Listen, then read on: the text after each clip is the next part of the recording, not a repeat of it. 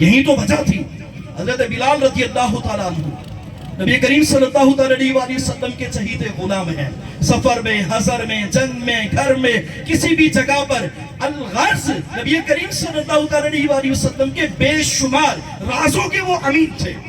حضرت بلال رضی اللہ تعالیٰ عنہ نبی کریم صلی اللہ علیہ وسلم کی وفات ظاہری کے بعد غمزدہ رہنے لگے، بے چین رہنے لگے، کیونکہ آقا علیہ السلام سے محبت تھی. یا رسول اللہ صلی اللہ علیہ وسلم آپ چلے گئے ہیں، یہ بلال آپ کی جدائی کے اندر آہیں بھرتا رہتا ہے. ملک شام کے اندر در و دیوار آج بھی گواہ ہیں، تاریخ کے اوراق آج بھی بھرے پڑے ہیں کہ حضرت بلال رضی اللہ تعالیٰ عنہ نبی کریم صلی اللہ علیہ وسلم کی وفات ظاہری کے بعد الوداع الوداع وا حسرتا وا حزنا کی صدائیں بلند کیا کرتے تھے.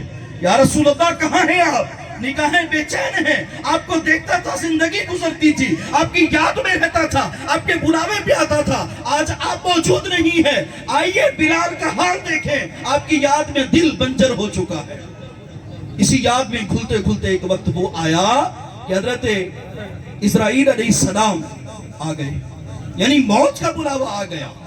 سکرات کا عالم ہے، قدرے ہوش طاری ہے، ہوش موجود ہے. بیوی سرہانے بیٹھی ہے، بیوی کیا کہتی ہے؟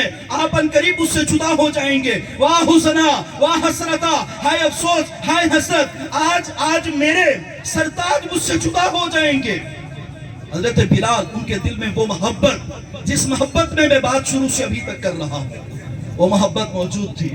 اسی وقت یہ نہیں دیکھتے کہ میں دنیا چھوڑ کے جا رہا ہوں، ان کے دل میں یہ تھا واہ فرحتا کتنی خوشی کی بات ہے، واہ فرحتا کتنی خوشی کی بات ہے. ابھی چند لمحوں کے بعد جن کی یاد میں گھلا کرتا تھا، میں ان سے جا کے ابھی ملوں گا.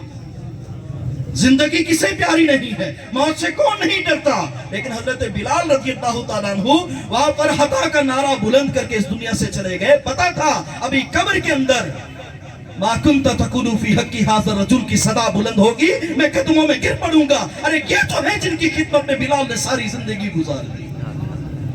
ان کو پتا تھا